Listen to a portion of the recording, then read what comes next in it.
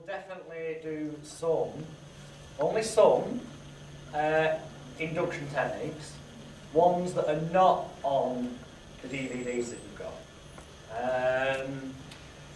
And then later on, open it up for questions and answers, but from the point of view of, is there a specific something you want me to go through kind of thing.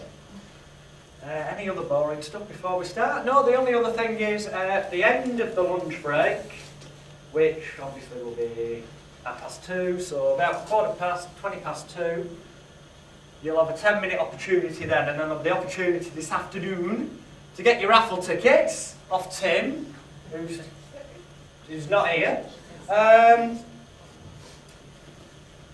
There are 3 prizes. It's a case of picking them in whatever order. If you win, there's no first, second or third prize as such. You either got the Freeway CER Meridian Therapy Seminar 2-day on DVDs, or the Andrew Newton 7 DVD with audio interview discs. If you've got any questions about them, ask Christopher, because he'll tell you how valuable they are. And then you've got your Secrets of Hypnotic Success, which is purely marketing and how to make shitloads of money from your business. And what we'll do is, whoever's the last of the 3 people drawn out on the raffle will also get all of the props we used yesterday and all the props we're using now on top, and that's symbology and fucking a lot. So I'll have a word with Tim at the end of the lunch break. Right, back into props. And again, I know I keep repeating myself on certain things, but that's because they're the important things. Anything I do this afternoon, anything I've done up to this point, I'm not saying you have to go away and use it exactly the way I've demonstrated it. John, if we're unfortunate and not to win the raffle, can we buy those on your webs, from your webs? You can indeed, yeah. But because you've been here at this seminar, instead of just going to the site and ordering, where each of those DVD sets goes at £297 a time each, if you contact us and let us know the fact you were here, we'll sort you them out a lot cheaper because you're existing customers. And like I said, really it's only just going to show you different ways of doing the same thing.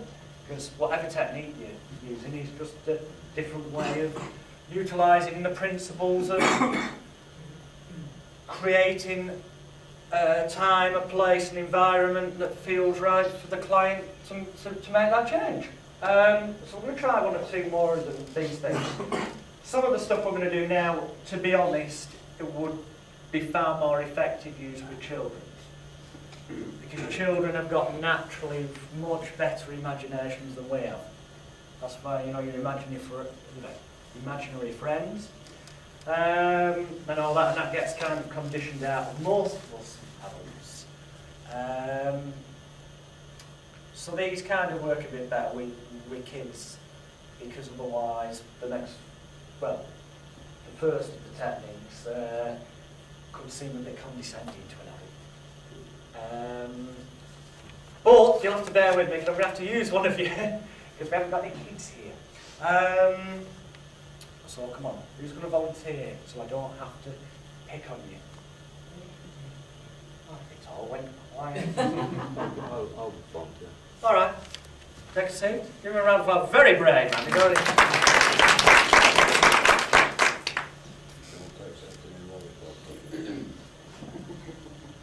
Now, a hypnotic induction process, which is kind of what I'm going to use a magic trick for an induction here. Okay, and I'm telling you in advance what I'm going to do, which is really the wrong way to go about it. Because with your clients, the reason certain things are so effective is because they don't know what you're going to do. They may have expectations that you play along with to make the process easier for them, but they don't know in advance. They can't sit there analysing what's going on. So, as much as you can, if you kind of concentrate the way you did before, I'm sure this will be fine, but there's a bit of a clue that we're at a training seminar, we might be doing something. That gives it away a bit. I'm going to use a magic trick you can get from magictricks.co.uk. I hope they bought me on commission, man. .co.uk are other leading magical suppliers, which, and I'll ring you all up and let you know where you should really be buying it when one of them offers me commission. It costs, what was it? £2.99. I'll tell you what it's called in a minute, because the title kind of gives away what I'm going to do. And we'll see how this works. Okay. But as I was saying, the hypnotic induction process is really about, there we are. It's really about getting a fixation of attention, getting somebody to focus on one thing to the exclusion of everything else. And what we did before also, that moment of impact where the paper flashed, using that as an example. Suppose in NLP they call it a pattern interrupt. It's just that sudden moment of shock, confusion, what's going on, so that you can just ram it straight in when they least expect it. It's like the old handshake induction. You've got your parent shaking their hands, what's going on? So they start thinking very quickly about what the hell's going on, and next thing they know, they're like down here with their eyes closed. And this is all happening in milliseconds, the thought process. I mean, I don't actually know if this is the thought process, because we can't climb inside somebody's mind and know the thought process. This is what I imagine takes place. I imagine that then that's like a bit of an overload. Why am I in this position? Oh right, yeah, the person's hypnotist, well I must be hypnotised. And all that's in a split second. So when they come to the logical conclusion they must be hypnotised, then for want of a better phrase, yeah. We'll see how this works. So it is about perception. It's everything in life, whatever your problem. And we're going to do a bit of work with you in the moment, but that's just a sponge ball, which I want you to keep your eye on.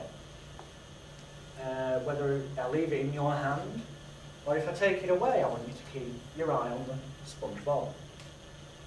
And if I try and confuse you by giving it a whole that and asking you which hand it's in, so which hand do you think it's in? This hand? It certainly is, that's good. And I want you to keep your eye on the ball and keep track of where it is, so which hand do you think it's in? I think it's still the same now. No? Tricky, it's over here. Tell you what. Which hand do you think it's in? No, I really did put it in my pocket. You really did. Yeah, yeah.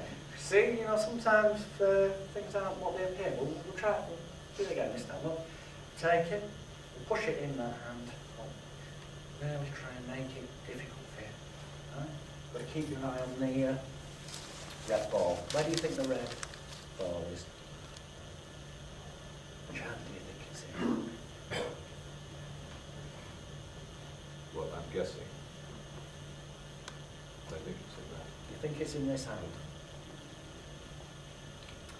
If you've got the correct hand, that would be really good. If you haven't, it doesn't matter. Because sometimes we don't always, the first attempt in life, get the result we want. The real success is in carrying on, giving it another go and not giving up. So you can feel good about that right now, whatever happens. And sometimes we get a much better result in what we do when we just relax.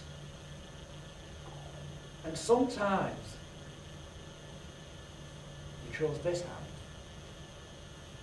But I said the red ball. Now if you'd have picked this hand, you'd have had a red square.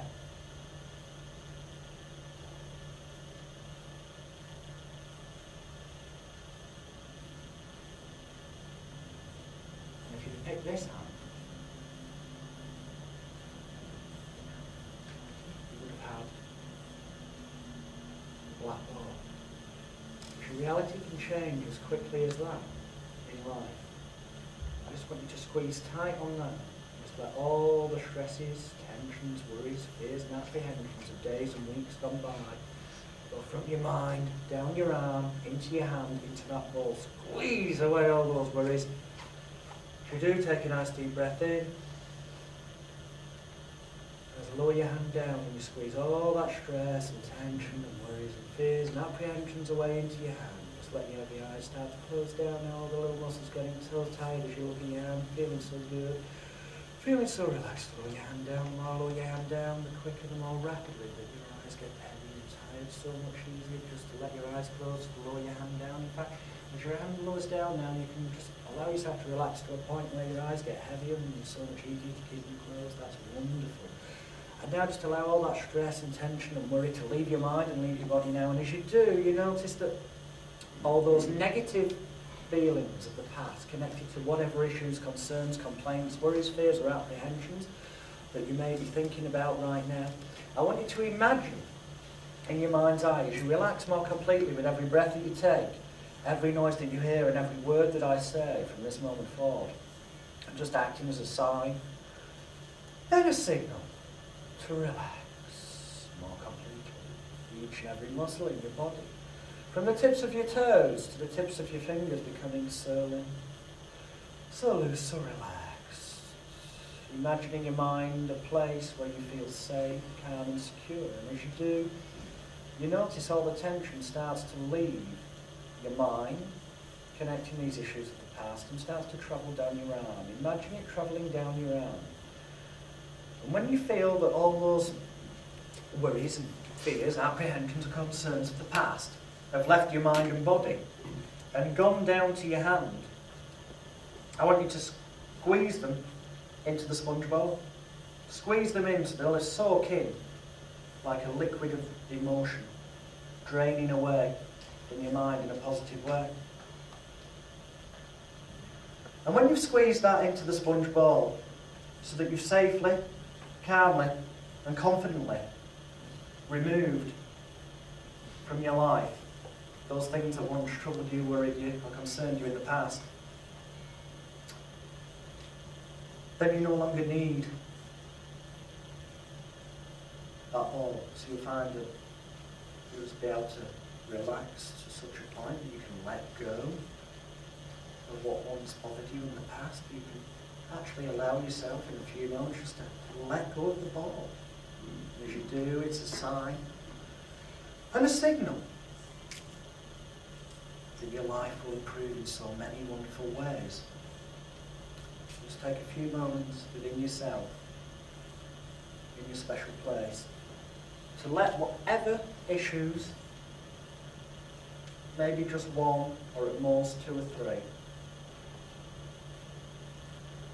think about what's connected to those issues, let it flow down your arm, into the sponge bowl. And every time it feels right, you just let it go. That's wonderful. And it makes you feel so good. It makes you feel so good to know that you've let go of that once troubled you in the past. And it's nice to know within yourself that each morning when you awaken, you'll awaken with an inner warm glow of confidence, a renewed optimism to life, a more positive attitude to get things done. That's fine. You can smile. Notice how good it feels, how positive the future looks to you as you move forward in your life. Knowing that within you you've got a large inner reservoir of willpower that you can draw upon whenever you need to, as an automatic reflex action. Because you can now equal the greatest achievements of life's greatest achievers. Whatever you set your mind on, you can make become your reality. In a few moments' time, I'm going to count from 1 to 5. On the count of 5, I'll just ask you to open your eyes. You'll be back in the room. Everything I've said will remain with you and grow stronger each second of each minute of each hour, day, week, month, year, for the rest of your life. And you'll notice so many positive changes that will continue to take place from this moment forward. You won't know why your life becomes so good from this moment forward. You won't even bother sitting analysing it. You'll just get on with your life and find that so many positive things happen for you in so many wonderful ways. So one, almost as each muscle in your body from the tips of your toes to the tips of your fingers is being washed with pure spring water, refreshed, re-energised, invigorated. 2, 3, lighter and brighter. 4, leaving your mind, leaving your body now. 5, wakey, wakey, you back in the room. you feeling? Pretty damn good. Pretty damn good. Good stuff. Would it, again, you don't need to tell us what issues you work through. Would you mind sharing with the group what that process felt like to you as you were draining those feelings away into the sponge ball and stuff? It was,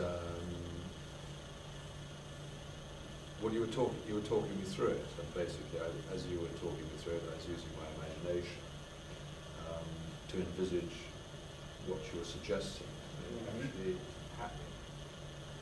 And so when you were talking about the spring water when it was washing through, I was envisaging it actually coming up, and all the rubbish and the garbage and the crap actually disappearing down into the ball. And I was just imagining that actually happening. I was just imagining that the ball being filled up, if you like. And felt everything going, and then I felt ready to let the ball go with all the rubbish in it. I then took it in. I've actually picked it up. Pick it up again. And so, yeah, it was very powerful. And that's the key thing. Results count. Because what I felt you did was to actually get me to use my imagination, because that was it was in my benefit to do so. And then obviously if I come to see you, You've got your motivation. I'd have got my motivation. Yeah, exactly. Thank you. Thank you. Give me a round of applause.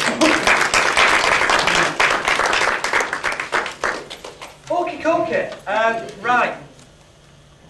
What I did, the trick, I'll have to show you how to do that in a moment and tell you what it's called. Well, again, I'll tell you what it's called first. Now you know why I didn't say in advance. It's called colour changing ball to jumbo square.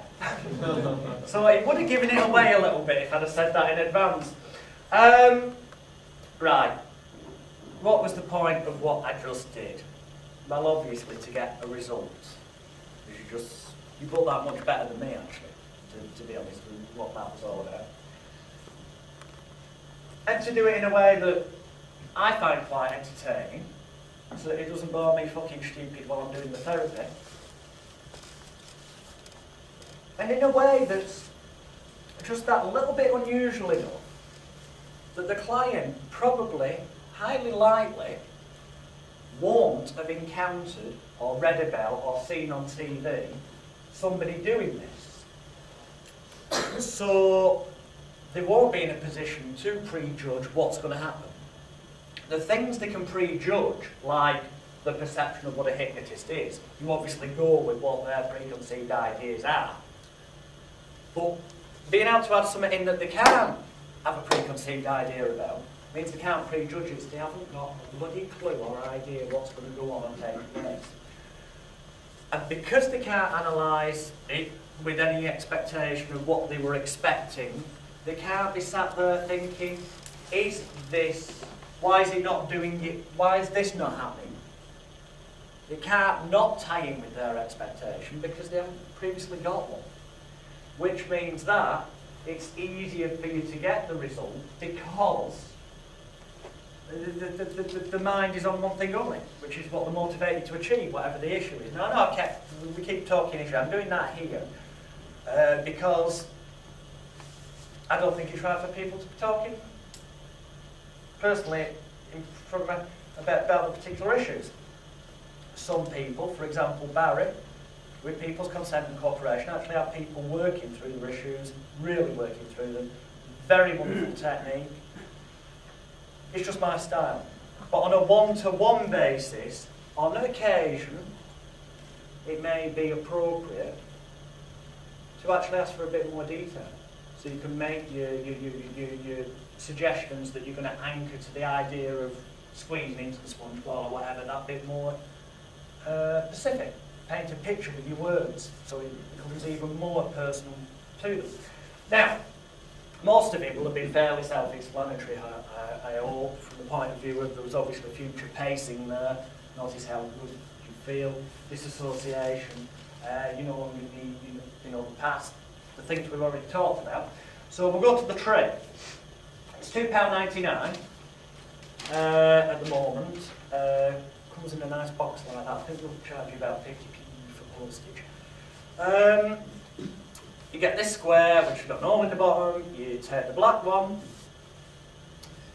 turn it inside out, so it goes inside, and push the bottom in a bit, so it's roughly a round shape. Not quite identical, but remember, people don't know what's going to go on. That goes in your pocket. You've then got your one ball. So all this is just play acting, which hand. It doesn't matter whether you get it right or get it wrong, you just improvise what you say. And I was doing, you know, kind of, I suppose, ego-boosting type therapy built in there, suggestion-wise, you know, in life sometimes we don't always get the result we want straight away. The real success is carrying on and sticking to it. So you do all that play acting bit, and then you really, and I can't believe you actually thought it was still in my hand. But thank you for that. But whatever they say, it doesn't matter. You go, no, actually, I really did put it in my pocket, and then you can use that as a metaphor that sometimes the obvious is the real answer. It's right in front of your face. And and then when you go back for the ball, all you've done in your pocket, you feel that. It does feel a bit different. You can feel with your finger that it's got the hole in the bottom. When you go back for it, you say, let's try it one more time. You don't take out the ball, you take out your magic ball. But you just kind of hold it like that. You don't pay too much attention, you're trying to hide it because they're not looking for anything. And when you push it into your hand, you've got it on top, so you're pushing it so that the empty bit at the bottom is so that you can turn it back inside out. And then obviously, so it's now done, the trick. But then it's down to your verbal suggestions of, wouldn't it feel really good if you found the right one? And what you heard me saying before, so that whichever way around you end up having a square, which is a bit of a shock, and you notice I was saying keep your eye on the ball all the time, and that's the reason for that, going back to that even right from the beginning, for getting them to stare at the ball, was for the fixation of attention. It kept going up and down, and if you notice, you followed up and down, which is getting the yes set, conditioning them to do what you say, fixation of attention. And when we got the ball, we do it slow. It's all about not rushing it. When we revealed the square, look a bit amazed. You personally look a bit, and then just keep quiet for a minute, and they will stare. Again, fixation of attention, and put it down slowly. No, we'll show you this.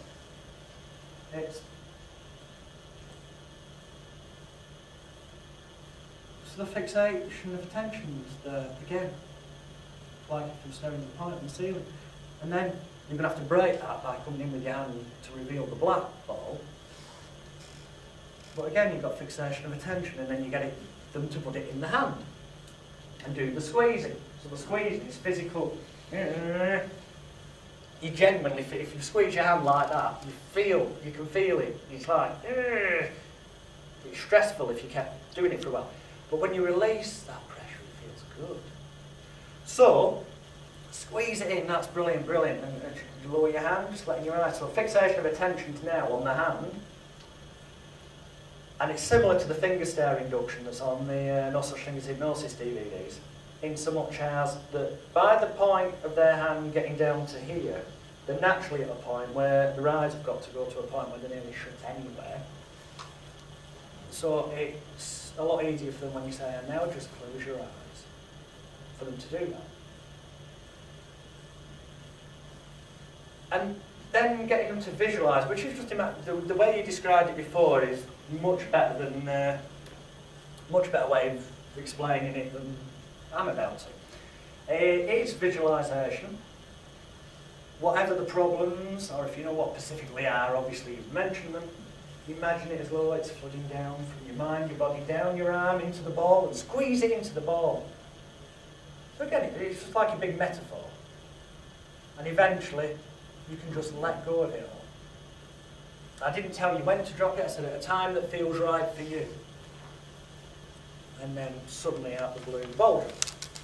Which is good, because that's kind of your visual. The moment you see the black ball drop, you kind of know you've worked the process. With some people, it might be they sat there for 10, 20 minutes squeezing the ball. They do, go and make yourself a brew.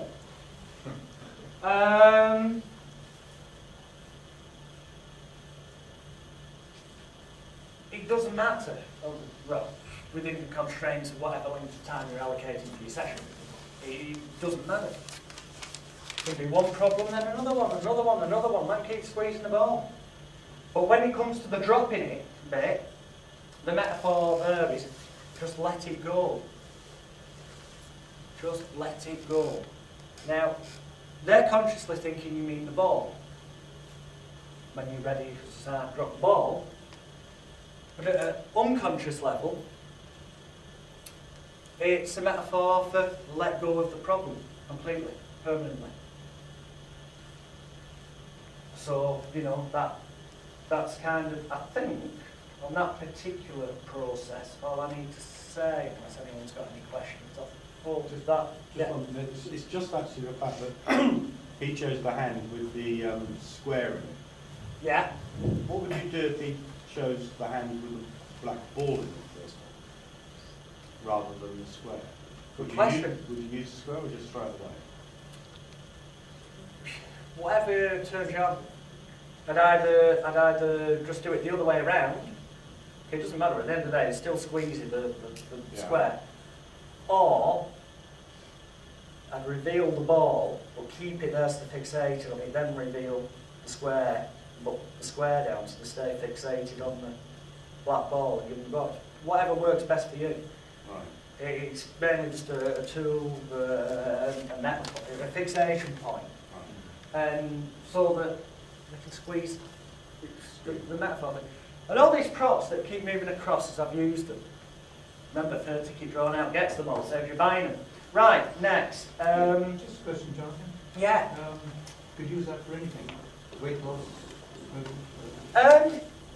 You could, oh yeah, of course you could. By suggesting that whatever great phrases you see, you leave it to the client to decide what you mean. Ambiguity. Ambiguity? Oh, I got a nice long word right. Be ambiguous with your words and let the client decide what that means to them personally. Because whatever it means to them personally, however they interpret it, is obviously what's going to be most effective for them. As long as it's phrased in a positive manner. So, you know, you may not know how, you may not know consciously right now how to remove this problem from your life, safely and permanently. However, your unconscious that you can trust does. So, you know, the stuff I've been doing all day. Leave it so that they can interpret it and make their own decision on what's going on. But if it was for weight loss, yeah, you could perhaps imagine them seeing fat drain down their arms, squeezing it out. You'd have to tie into that some suggestions about not eating the sugary, fatty foods, and the obvious stuff, sticking to the diet or whatever. Because sadly, to the best of my uncertain knowledge, squeezing a sponge ball isn't going to make you thinner. But it can help you along the process. Same with smoking. Whatever stresses or whatever it is makes them smoke. Squeeze it. You could use it to help the process along. With a problem that's just getting rid of an emotional connection, you can get a pretty rapid result, I'm certain. And it's like, you still feel good now? Yeah, and you will do. And every minute that passes by, you'll feel even better about it. But you can't have an instant result with weight loss. It takes a bit of time to lose weight. You can have an instant result with smoking, obviously. It's down to whether they like a cigarette again. But with a bit of adaptability, yeah, of course you could. Any more questions on that before we go on to the next technique? Yeah. Just the element of surprise. If you've got clients through word of mouth, do you not then go and tell somebody, oh, did this thing with your balls? Might do. Yeah. He did something interesting with his balls, yes. Well, he'll get some points from curiosity, if nothing else. Well, yeah. But you've got such a tool bag. Okay, I'll show you something else with my big balls in a moment. That you would obviously ask them. If it's come word of mouth, they're going to tell you, you'll know. And you can, simple enough to ask them. And if they have, you say, oh right, it's interesting. I don't want to know what your friend's problem was, but what did they tell you about? So, if they said that the colour balls came out, then we'll use the flash paper instead. Or, you know, we'll do a combination. If you've got 3 or 4 techniques on your toolbox, you're only going to be using to make it up as you go along. Yeah? Shall we go on to the next technique? Can you throw me a lighter down? Right, bloody laughing and buying gas. Now, ripping the cigarette's got nothing to do with it. It's just that way I can get it to the smoked length I needed to show you the technique without being stood here for ages like before and then forgetting that I was going to show you and then doing smoking. And obviously is the thing, well, it's your personal choice. I mean, actually, personally, I would do the smoking bit myself, but I smoke. But this technique, if your smoker's there, you're obviously going to get them to smoke the cigarette and then give you the lit cigarette when it's got down to about here. Okay? So we'll just pretend, for the sake of speaking, I'll do it as though I'm talking to you all. It's just, you're the client. You're the client. You're the client. We've got to do it. I'll do it in that direction. I want you to imagine you've just given me the cigarette and that you're a smoker at the minute. So you've come in, and this goes totally against most approaches to smoking cessation. They come in and you say, congratulations. And I go, you what? Congratulations for being here today and having made that decision that you have now become a confident, happy, relaxed non-smoker. Future pacing. But I tell you what, I know you don't want to. The word I can't say very well. I know you don't really want to, but did you bring any cigarettes with you? A side point here, I would always say to the smokers, bring your cigarettes, your ashtrays, your lighters, anything tobacco related with you to the session. If you're a smoker like me, at the end of the session, you can take them off and smoke them yourself. Or store them up and sell them down the local pub. Whatever. Seriously though, you get them to bring them because that's showing a sign of commitment to the process. I would get them to remove one cigarette, and if they haven't for some reason brought any, you'll conveniently have some in your drawer. So you offer them, you say, I want you to symbolically have your last cigarette, you see. I know you had your last cigarette before you came in, probably outside or down the road. And that's presupposition. Oh, well done. Fuck me. I said it. I know you probably had your last cigarette outside before you came in, but I want you to have your last cigarette now, before we do this process together. Because this is a big moment in your life. The fact that you're never going to need, want, crave or desire for cigarettes or tobacco again. The fact that you'll feel calm, relaxed and confident in situations that once used to bother you. So you get them to take a cigarette out of the packet and say, actually, before you smoke that cigarette, well, or symbolically, that's the cigarette packet. I'm not going to crush any cigarettes for the sake of the demonstration. The £5.50 a time, put the sheet downstairs. You say, okay, light up, so they light up, not you. Unless you're me, and then I'd light up as well, wouldn't you? I go, from my personal view, I go, I know people sometimes think, why do I smoke? Why can't you stop yourself?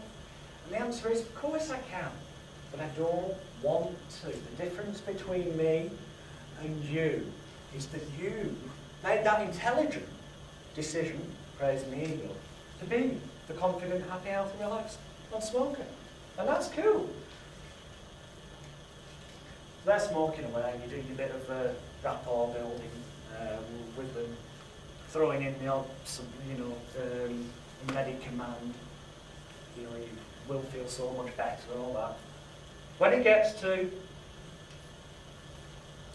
the point where the cigarette's about here, in size,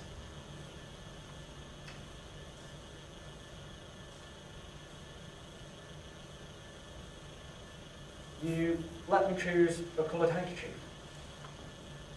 Whichever one, you know, I'd like you to just choose one of these that symbolically to you represents becoming a confident, happy, healthy non-smoker. The fact that you've done that today, you've achieved it. Always phrasing as though it's already happened. So for the sake of speaking, we'll say you chose red. Doesn't matter. There's colours in material, it's just another problem. You take it, and you say, we're just going to place that over my hand, and that symbolically is you when you used to be a smoker. We're still smoking at the minute, so this is going to be a bit loud smoker, or a cigarette, isn't it?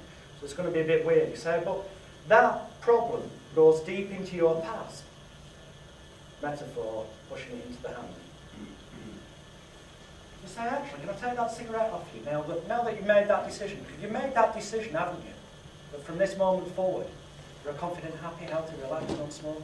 Yeah! And you could do this before you put them in a trance, or you can put them in trance and then bring them out. Then it's probably a bit more effective. You take it off them, and you say, just keep your eye on the cigarette. We're going to place it into your past. We made this the past, remember? So we're going to place this into your past. And I want you to see the past as you were once in the past as a smoker, just burning away, disappearing. So that something that once bothered you, once troubled you, once concerned you, no longer becomes or remains in any way an issue. And in fact, I want you to blow away, let go of everything from the past right now. Just blow. That's wonderful. And if you want, you could give them the silk if you're prepared to, you know, give them that little $1.99 gift to take home. Again, it's a fixation of attention. It's a metaphor. It can be very effective. All you need for it is da-da-da-da. And it's taking something visual with your suggestions, so that you're not just saying, blow something away from the past, which could still work as a suggestion, but you're also tying it in with something that's going on visually, so you're externalising the process and making it work. What you need for this is what magicians call a thumb tip, which is basically like a, well, it's a plastic mouldy thumb cover type thing that will go on your thumb. Now drawing your attention to that, it does stand out rather a lot. However, that's only because you know it's there. When you don't know it's there, you're not looking for it, you're not expecting it, you don't know what's going on. You've just got it left, that's in your pocket. The bit with the silks, it doesn't matter what colour they take. That's just so they feel as though they've got control of the process, which makes them feel better about themselves and what's going on. Placing it on the hand, again, is fixation of attention. And when you push it down, well, what you've done is you've gone in your pocket and you put the thumb on and see. Now, that was seen, if you knew it was there, it looked like a deformed self. But no one's looking for it. So it just comes out, and you just casually, it's behind your hand, it's just casually there. Because no one's looking for it, because they're not expecting you to do magic tricks. And you say, as it goes deep into your past, the idea of unsmoking, and all you've done is blatantly, your fingers are blocking it, but blatantly come in and done that, but your fingers are covering, and you leave it behind in your hand. When you take the cigarette and put it in, obviously smoking away, you've just got to then knock it to bend it so it goes out, push it with your thumb, and the second time that you push it, you just bring it back out behind your hand, like that. And you can blatantly forget you've got it on, because they're going to be looking here anyway. And in fairness, as long as you're just acting naturally, not looking at this hand, which you won't be, people don't know it's there, they won't even be looking for it. And it's not going to be there for long anyway, because you suddenly said, and if you look at things as they were in the past, you can ditch it in your pocket, you just put your thumb in, press against the side, it's gone. So then you can bring your hand across for the blowing it away metaphors. and that's your moment of like slight confusion. If you wanted, I didn't do it then, but that's also the moment as you go blow away that you could suddenly go confident. Oh, relax, not to knock that suggestion straight in like the flash paper thing. Right, another use for a thumb tip. Oh, by the way, these only cost about £2.50 from magictricks.co.uk, yes. I must send them a copy of these DVDs and see if they'll give me some discounts for stuff next time. They also sell the little silks. Would you believe actually they're £1.99 each? It's because it's magic silk and it compresses nice and small. I mean, you're never really going to need to do this, but you can get them all inside your magic thumb. So, let's do this. I actually, for some reason, left the white one at home. So we'll do it with black and red. Well, it's better if it was black to white, this, from a psychological point of view. You're going to settle by putting your white silk, which I've dyed red, into the magic thumb. Alright? Into the magic thumb. So it's nice and deep in there. You can push it in with your thumb. You'll be able to get it on your thumb, but make sure it's in there. And then that can be, well, it can be blatantly on your consulting room desk hidden by something if you want, instead of in your pocket. But for me, because I used to do magic, I prefer to, even when I'm doing therapy, one-to-one, I stand up and walk around it. That's me. Yeah, I know I need therapy. And then you've got your black silk, which is going to be a fixation of attention, metaphor, idea-wise. Julie, can we borrow you for this? It's close by, with a bit more of an easy one to put across the thumbs one. Walkie corky, dear. Sit down, make sure I don't knock that off. I keep knocking that off my back. So, the black to white transformation is visually the best contrast. And it's also got connotations of yin and yang, positive, negative. There's lots of metaphors and connotations around it.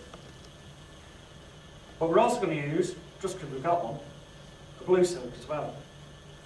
But for this to work best, we want them to pick the black silk. But we want them to think it was their free choice to pick the black silk. That means they're then in control of the process. So we put them both out like that, and we say, "I'd just like you, Julie." I know it sounds a bit daft, some of the stuff we're going to do in a few moments, but it's obviously it's to help you. It's a bit of a process. We're going to start the process off for you. And if you wanted, you know, I mean, I'm doing these techniques now without doing the formal trance induction first. But if you do the trance first, put them in trance, and then bring them out with post-hypnotic the next time you say sleep, we'll go back into trance, and do this while they're in the hypnotised state, it's even more effective, because they're even more suggestive, obviously.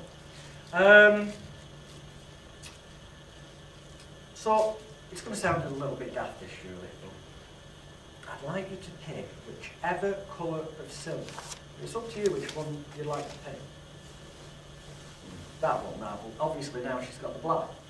But, I was hoping you'd be awkward there on purpose. Touch the blue one, guys. Because remember what I said, I'd like you to touch one of the silks. Which one would you like to touch? That one. Okay, so we're going to get rid of the blue one. You had a free choice. So you give them a free choice, but you made sure, it's called the magician's choice in magic, or Ian, what's it called? Everquick. The magician's choice, it's got fancy French.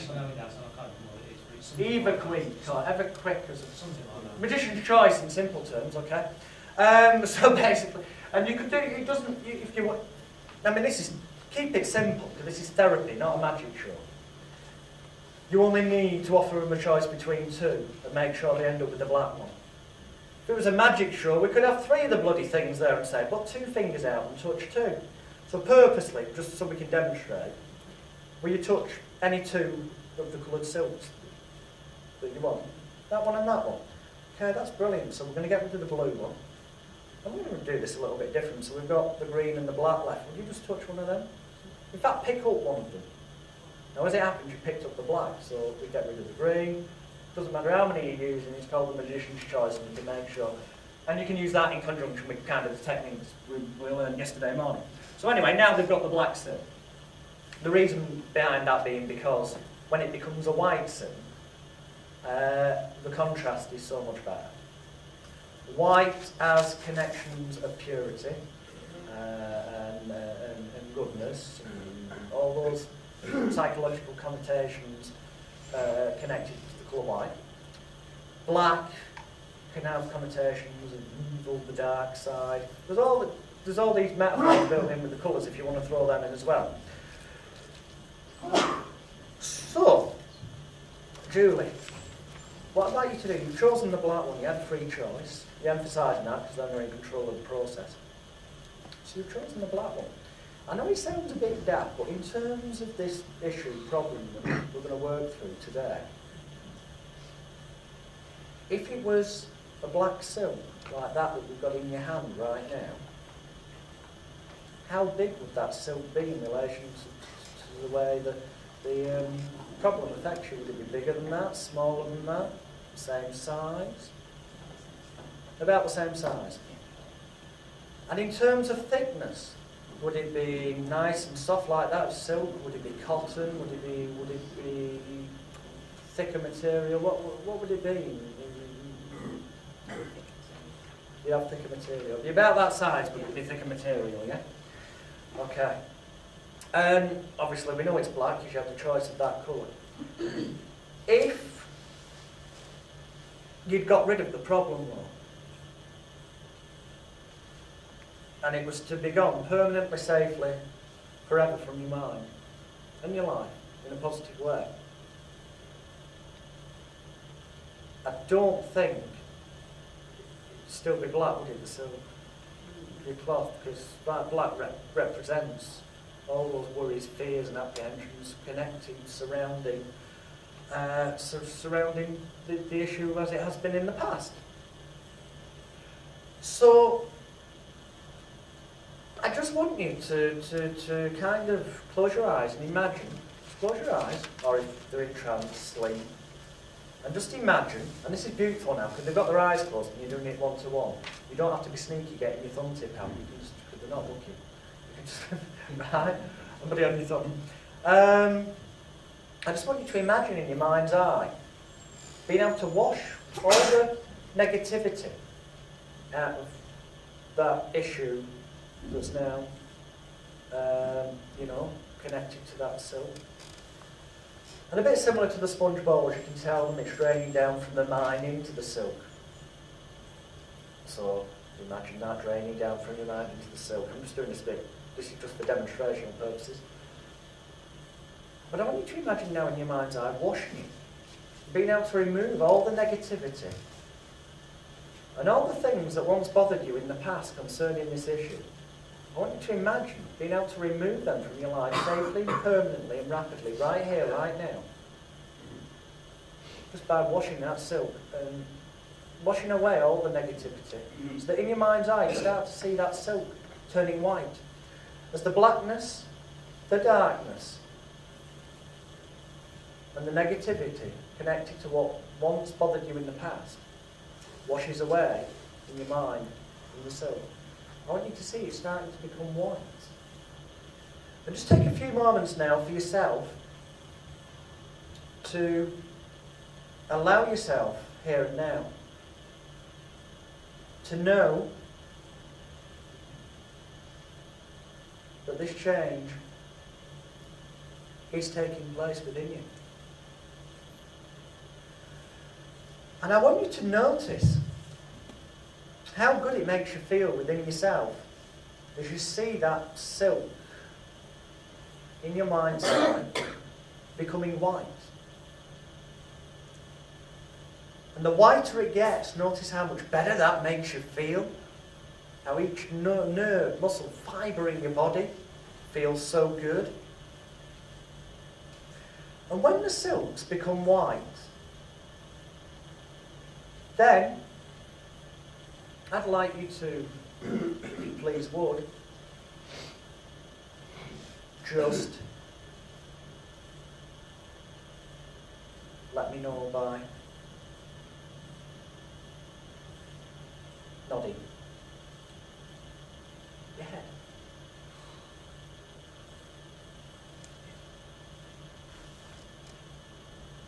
That's wonderful.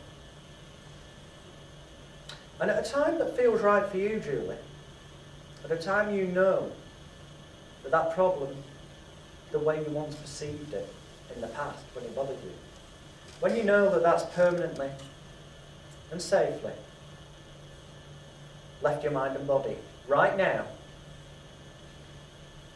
and just allow yourself to open your eyes. Notice how much better that makes you feel? But we've still got a bit of a problem, haven't we? In so much as, unfortunately, you know, the imagination's good and it can change things in life, but silk's still black. So there might be the odd little bit of that problem still there. So I want you to look at the black silk, and you'll recognise this is very similar to some of the stuff we did before, it's just using different props. I want you to look at the silk and bring it towards yourself, because that represents the problem you once had. And the moment it becomes uncomfortable to bring that silk any closer, the moment it makes you feel like it once did in the past, then just stop. Okay, so about there, that's fine for you. But really, it'd be much better if it never bothered you ever again, if it no longer existed, wouldn't it? So what I'd like to do, with your permission, is take away that problem silk from you, if I may. But me taking it away, you still know it's black. What can we do? Well, for now, we'll just try and put it into your past. But it'd be nice to do that permanently and wash it away so that it could then become white, or red as it is. It could become all white for you the rest of your life. And if you want, give them the silk, especially if it's a kid. Because kids love to go away with the magic silk that's out them. Thank you, Julie. Give her a round of applause. She goes back to the Now, okay, most of that hopefully from an audience perspective, but just for Julie's benefit, I'll quickly recap what went on with the thumb tip. I had it stored in my pocket with the white silky. Until she's got her eyes closed, then it doesn't matter, I can just take it out. And before I'm ready to do the colour changing, I take it out. It's nice and easy to get to then. And I screw it up, so that I put it in the palm of this hand. That's what magicians call palming.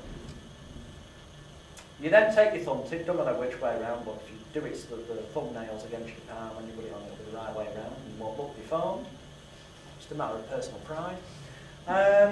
You take the thumb, place it in your hand like so that you can close your hand around the whole lot, so that the top corner, one end of the white silk is at the side of the thumb, so you can grab it from the top very easily. The black one ends up getting pushed inside the thumb. No prizes for guessing that. And again, like we did with the cigarette, at the last minute, you're going to pull it out. Well, you're not going to pull it out at the minute because that might go flying. So, this time, slightly different. We're then, after we've done the bit of blurb about, wouldn't it be nice if we could make it all white? Then we do the Michael Barrymore line at the end. Everything's all white now. I know it's corny, but sadly, psychologically, it is an inbuilt suggestion.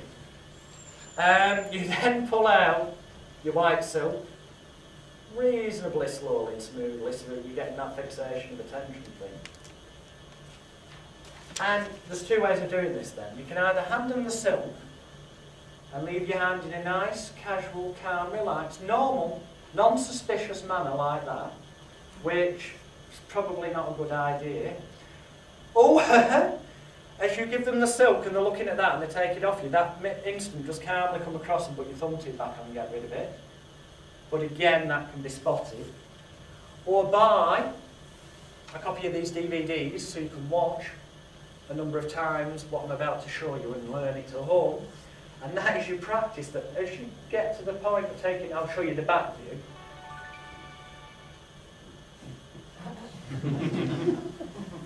Earth calling more. As you get to the back view here, if you get to the point where you're pulling the last bit out, you know you're coming to danger, you can feel it, you're about to go. So you know it's going to come out. Instead of handing it them, we're going to apparently just pull it down through our hand like a little flourishy thing. But what really happens is we go, is Hannah doing this back to front? We're going to suddenly come down. As we come down, the soap is going in front of the hand, which gives us a second to put the thumb in. We're naturally there. And then we come back like that with the soap and pull it down through the hand, which emphasises the hand's empty. And the thumb's being hidden by the soap all the time. So that's another use for the thumb tip and your silks. See, dual purpose these things. And whoever wins the final ticket draw in the raffle will also get all them, because you're getting all the props. And they'll be on sale at the end of lunchtime and the afternoon break. And yeah, any questions, Ian? Yeah. Not a Smith's question, but something that people might find useful. Okay. The thumb tip. You can buy the thumb tip, a little magnet in it as well, which is great for stopping people's watches with the power of the mind. You just hold your finger underneath the watch and say, concentrate on your watch, do you go type thing, and it will actually stop the watch. And you could build into that, couldn't you? Timeline therapy. No, sorry, I wasn't saying that as a gag, I was actually being serious there. You know timeline, which is just based on really future pacing and disassociation of the past, which Barry does wonderfully with the toilet roll, Barry St. John, on the floor. He has to be seen and experienced to be believed, but it is very powerful the way he does it. But you could do with that, like freezing. The metaphor of when they're watchdogs and they see it could be a metaphor for freezing that moment in time in the mind if you get them to replay the movie but play it in a positive way. Now freeze in time and they see the watchdog, that could become a metaphor. So yeah, thanks for that. And you'll get them from magictricks.co. Yeah. They better stock these DVDs for us as well then. Right, my big balls. Yeah. I'm not going to use the small ball, because for this size is important. But whoever wins gets the small ones as well. Good for the kids if they've only got small hands, but we use the big ones. So I'm just take a moment to set this up. There we go. Right. Okay. As I said, this is some of these are better used for kids. Obviously, the smoking. What? Yeah, well. Is that sponge ball in your pocket, or are you just happy to see me? But a lot of them can be used with adults. You see, you're right. Come on, Jackie. We'll pick on you. Thank you. Yeah. Take a seat, my dear. Now, I know you're terribly nervous and you've got all these self-confidence issues. That's why you come here today. But for the sake of this demonstration. Okay. But that's what this is particularly useful for, this technique. Confidence issues. I mean, with a little thought, you could probably use it for other things, but I'll leave you to think about that. I'll demonstrate it as confidence, because that's the only way I've ever used it myself. So we'll just play a bit of a game. It's a bit of a magic trick. Drawing them in, fixate. It's like a fucking induction, really. The same principles we've been covering all week. I've got two magic balls here.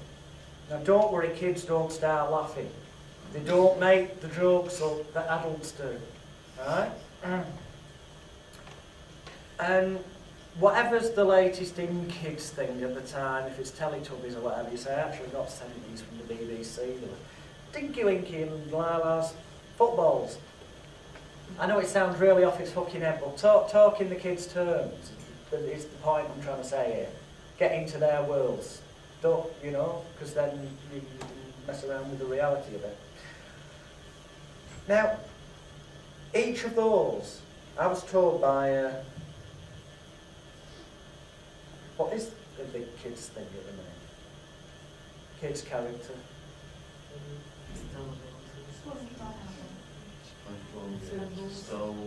Sponge, but what? SpongeBob SquarePants. Are you winding me up? You've never seen SpongeBob? Is sponge with shorts on? Well, that's quite convenient. If that is big with kids at the minute, that is not something I knew, but if that's true, that is an ideal thing, metaphor to tie in with the fact that it's sponge balls that belong to SpongeBob. Yeah. SpongeBob is balls. Trust you, bringing it down to that level. Right, right, well, stick on Nickelodeon, I don't know, see, because, alright, well, okay, I don't know, I'd go Teletubbies or some film, but right, what, the point is making something bigger at the time. So I got told by Sponge. Oh, try and get back into character now.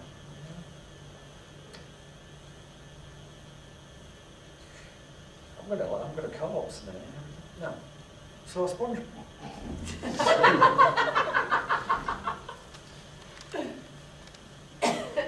This fictional kiddies character. No, call it John.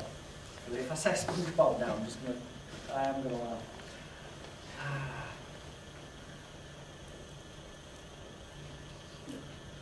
Yeah, so John.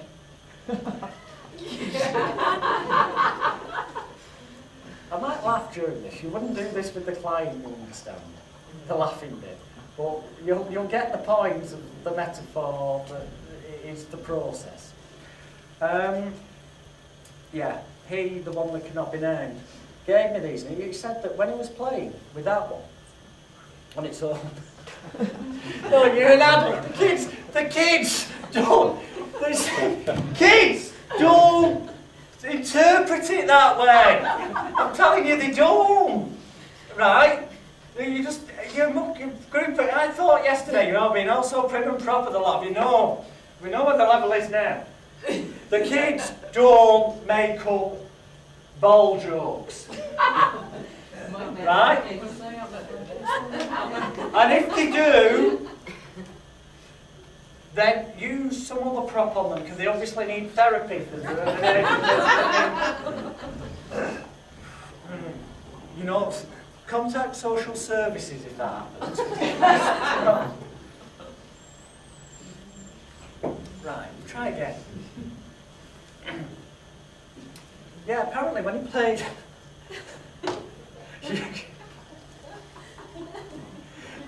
Well, you'll get the point, but remember, kids don't laugh.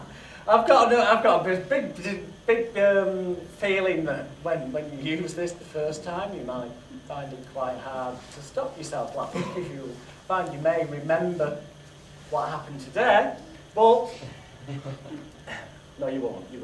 Don't take that suggestion. When he played with this one on its own, he felt all right. Quite enjoyed the game. We didn't get too many goals when they were playing football and when they were playing tennis. He didn't win too many times, and so we got fed up with that ball. What games do you like playing, Jackie? No, this is kids you're talking to. They might say Kaplunk, they might say PlayStation. What they say is irrelevant, it's just that you can feed it back to them and you're talking in their terms, which is the important message of what I'm trying to get across here. So, make one up.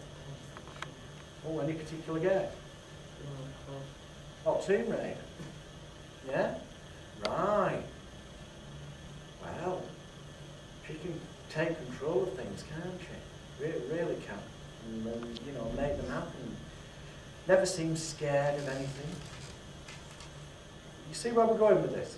Ask them whoever they say, you repeat back to them the positive attitude. We know they've got a confidence issue. The parents already told us it's a self-confidence thing or a self-esteem thing. So we don't need to ask them, can we know that's what it is? So everything's now aimed at giving them more self-esteem and more confidence. Yeah, so she always seems to be able to look after herself and win and stuff, doesn't she? Or whoever, whatever. It'd be really good if we could all be like that, wouldn't it? Feel better then, instead of, well, we're not going to talk about your problems, we forget what your mum says, we're not going to talk about it. It'd be really good if we could all be like that, wouldn't it? And that's SpongeBob, but this one, he'd go and play with that as well sometimes. And there's confusion coming in here, because you keep chopping and changing the conversation. Which is good, because that's like the trans bit. And he'd play with that one sometimes, and he'd win a bit more then. He actually enjoyed it more. That's bad, that, as an adult, isn't it? But trust me, the kids don't interpret it that way. He'd enjoy it a bit more, and yes, well. Got right. But it still didn't win all the time. And it's nice to win, isn't it? It feels good when you win. I bet you like it when you're on the PlayStation and you play. Do you play it on your own or two players? Or do you play against anybody? On your own? Oh, because you like to be in control and win, yeah? Does that make you feel good when you win? Yeah? It does, doesn't it? It makes you feel good inside. And it'd be nice to feel like that in everyday life, wouldn't it? I'm sorry, I said we weren't going to talk about but it'd be really good if you felt that confident and good in yourself. When those kind of things were going on, wouldn't it? Yeah. Funny thing is, SpongeBob told me that one day he realised that it was possible to take both of the balls and play a game with both of them at the same time. And that made him feel really good and complete. But then somebody came along and what is saying this? Yeah, we don't mind what the key. You just put your hand in your pocket, it doesn't matter what it is. Somebody came along and ruined his game, started causing problems and knocked his confidence. Because when he had them both, he felt really confident. You know, like, it'd be good to feel that way, wouldn't it, all the time? But somebody came and took it away, and then they felt, well, probably quite like you used to do in the past when you had that problem.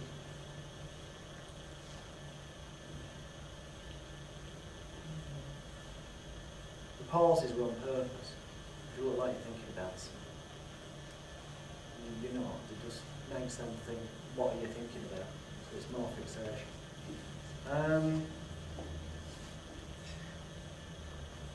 Because sometimes we have to deal with situations that aren't really wonderful. And SpongeBob, somebody came into his life and in this game and took away some of his confidence. And took away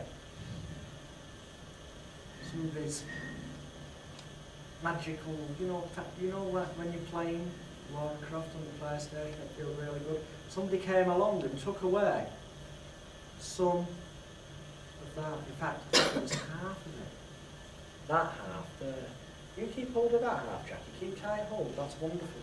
So somebody took away half of SpongeBob's confidence, and we'll just put it in the pocket because we don't need it now. It's gone. And he didn't feel good. And really, we want you to feel good. Hey, your mum will be wondering where you are soon. We've dragged this out a lot longer than this, with a few other metaphors and things. The kids won't keep it fairly short. So your mum's going to be wondering where you are soon. So I tell you what, do us a favour. Can you tell a little white lie? And by the way, you tell the parents in advance what you're going to be doing. Even though they're just sat outside the door. You tell them in advance because you're purposely going to ask the child to tell a little white lie to the mum. So you tell the parents in advance so that no, that's not going to cause any problem. Do me a favour. We were supposed to have been talking about, the hour we've been together, we were supposed to have been talking about the problem you had in the past. You know, when you used to, well, we're not going to talk about it, when you used to have that problem. and your mum's brought you here today, and I'm supposed to be talking about him. Didn't really want to do that, so you tell her a little white lie and say that you feel a lot better now than you did before. Because then she won't have to keep bringing you back to see me. She's only wanting to help you continue being confident, like when you're playing PlayStation, when you're winning as Lara Croft. Does it sound like a little white lie for me? Because, well, it's for you really, because otherwise she'll bring you back next week. And then we might have to talk about that problem you had in the past. But it'd be nice, I'd like to give you a gift before you go, if I can, a present. You can tell your mum about that if you want. Or you can keep it quiet, it's up to you, but...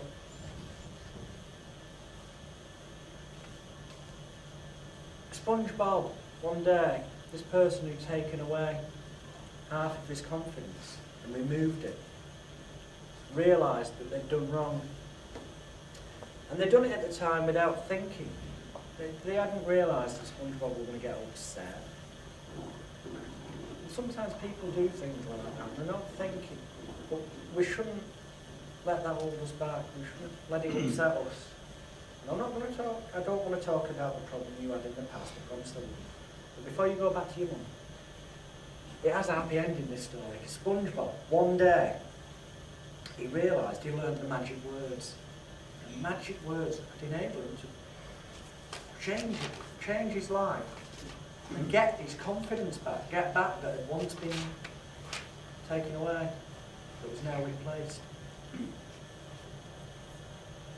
Would you like to know what those magic words were?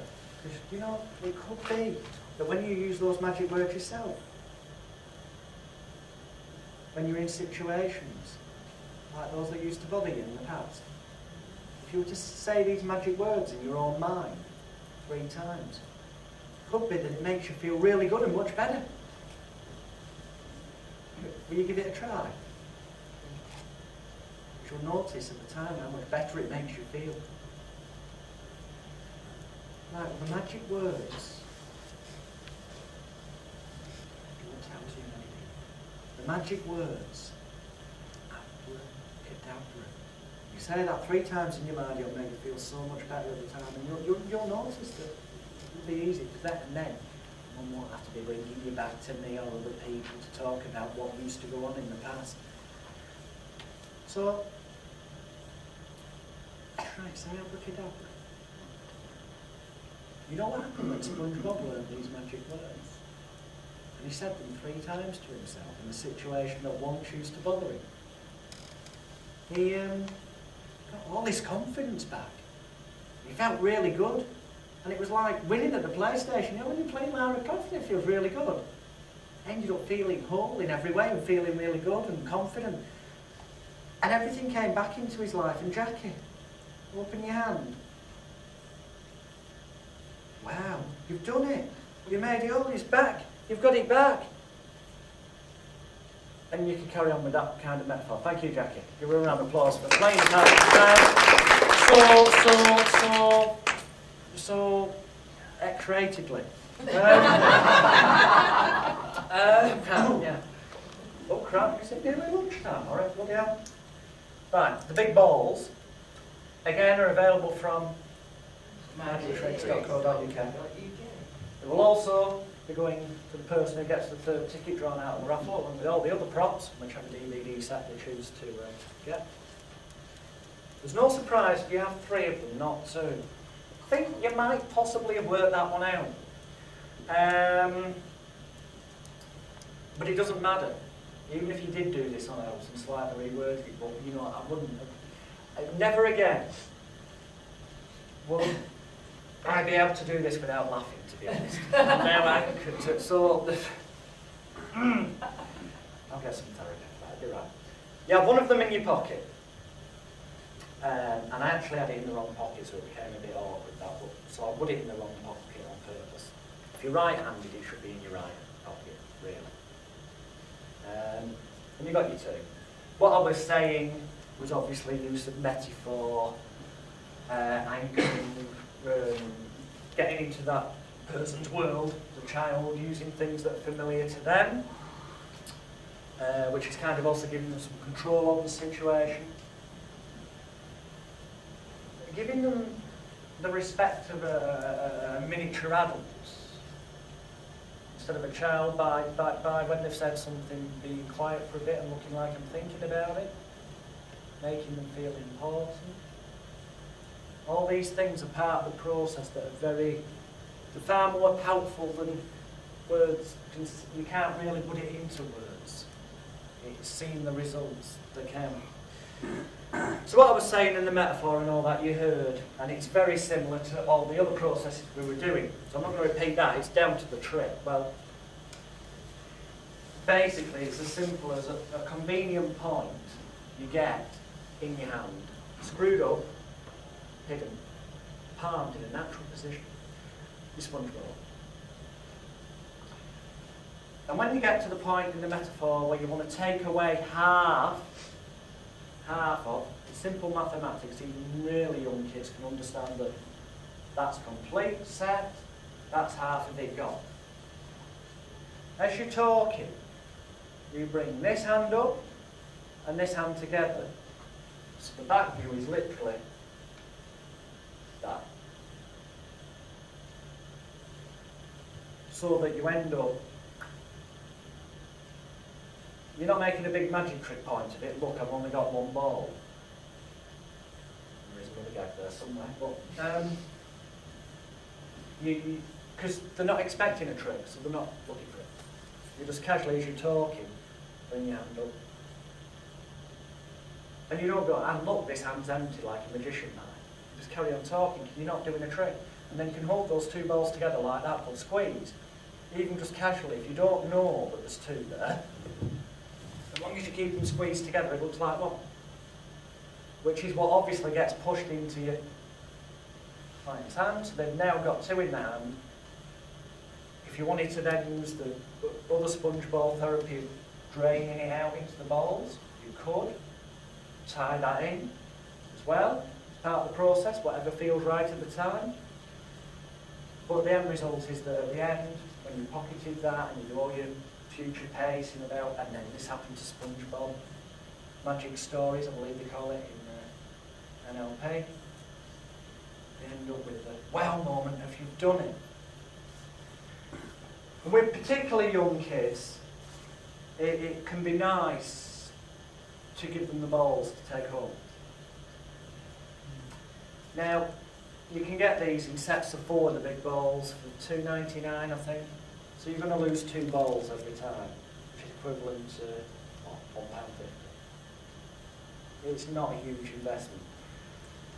And it gives them something you bank them to positively to take away with them. Or you can offer them the option of, do you want to take them? Quite often kids will say, can I keep these? Well, if you want to.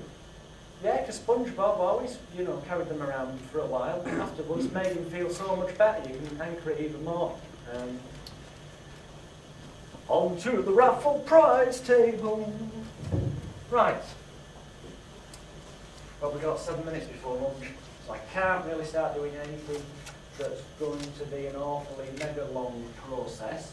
So, I'll just throw in a hypno trick. We'll go off therapy for a moment. I'll just show you a hypno trick. I'm going to, you're going to excuse me for about 30 seconds while I set this up for you. So that at least there is some element of surprise.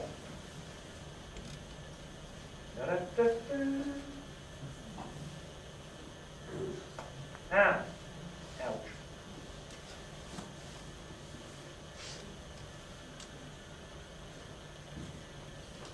Anyone got any scissors? I think I'm joking.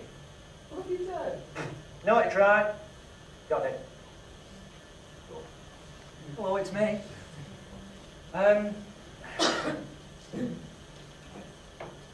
Actually, because it isn't settled, we're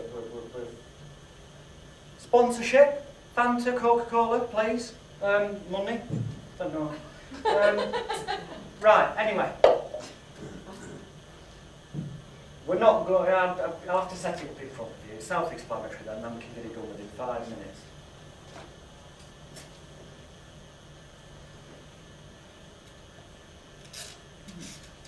That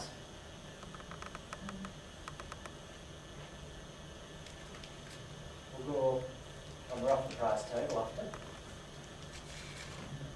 Is black food colouring.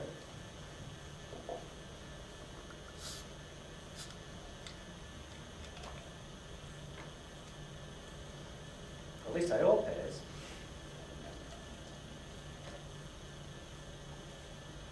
That is Fanta, which with black food colouring becomes black. You've got to set it up in advance because, I mean, eventually it'll get so it's so thin it doesn't look like Coke. But